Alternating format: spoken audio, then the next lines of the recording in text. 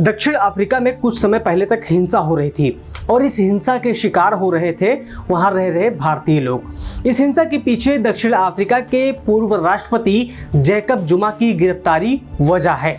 दरअसल भ्रष्टाचार के आरोप में पूर्व राष्ट्रपति जैकब जुमा को गिरफ्तार कर लिया गया था और उन्हें सजा हो चुकी है, लेकिन अब उनके समर्थक भारतीय लोगों को निशाना बनाने में लग गए। अब तक इस हिंसा में 72 से अधिक लोगों की मौत हो चुकी है। हिंसा में भारतीय लोगों के घरों और दुकानों को लूटा जा रहा है। दंगाई लगातार शॉपिंग मॉल्स को निशाना बना रहे थे।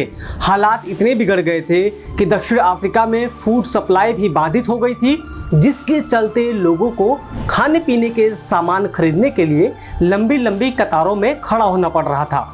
दरअसल इस हिंसा में भारतीय लोगों को निशाना बनाए जाने के पीछे उत्तर प्रदेश के रहने वाले गुप्ता बंधु हैं, जिन पर पूर्व राष्ट्रपति जैकब जुमा के साथ मिलकर भ्रष्टाचार करने का आरोप लगा है।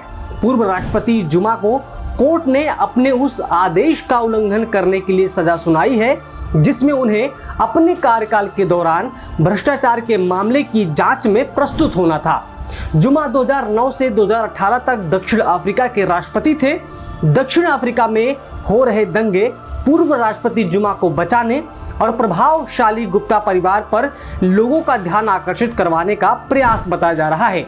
इस हिंसा के जरिए जुमा के समर्थक ये दिखाना चाहते हैं कि जुमा की कोई गलती नहीं है, जो भी गुनाह है वो गुप्ता भाइयों की है।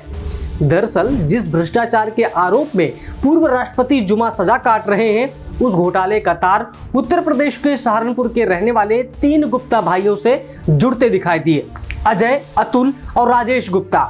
नेल्सन मंडेला के कार्यकाल में ये भाई 1993 में दक्षिण अफ्रीका गए और सबसे पहले सहारा कंप्यूटर्स की स्थापना की।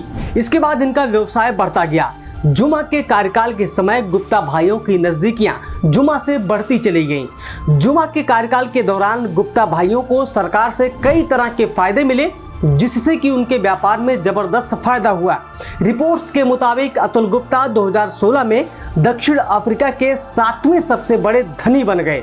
इतना ही नहीं, सरकार से जो फायदा हुआ वो हुआ, लेकिन गुप्ता परिवार के व्यवसाय से दक्षिण अफ्रीका के पूर्व राष्ट्रपति जुमा के बच्चे और पत्नी भी जुड़ गई।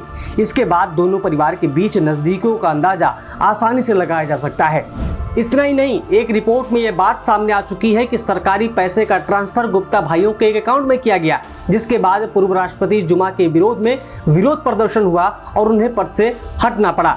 दरअसल कुछ वक्त पहले 1 लाख ईमेल लीक हुए थे, जिसमें इस बात का ब्यौरा था कि कैसे गुप्ता परिवार ने सरकारी फायदे से जबरदस्त व्यापार में फायदा कमाया और मंत्रिमंडल तक को निश्चित करने की कोशिश की।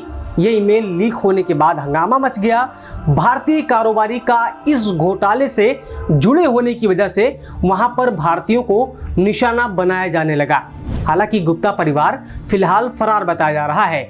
वे फिलहाल दुबई में हो सकते हैं, जिसके साथ दक्षिण अफ्रीका की प्रत्यर्पण संधि नहीं है। अब इस मामले को लेकर भारत सरकार ने भी चिंता जताई है कि भारतीयों को निशाना बनाया जा रहा है दक्षिण अफ्रीका में। इसके बाद दक्षिण अफ्रीका सरकार भी हिंसा के विरोध में सख्त हो गई। आपको बता दें कि दक्षिण अफ्रीका में 14 लाख भारतीय रहते हैं, जिसमें से अधिकतर लोग उसी इलाके में रहते हैं जहां पर हिंसा हो रही है। आप देख रहे हैं पर्यावरण पोस्ट, मैं आपके साथ हूं विनाश। अगर आप हमारी ये खबर फेसबुक पर देख रहे हैं तो हमारे फेसबुक पेज को लाइक कर लें। अगर यूट्यूब पर देख रहे हैं तो हमारे चैनल को सब्सक्राइब कर लें।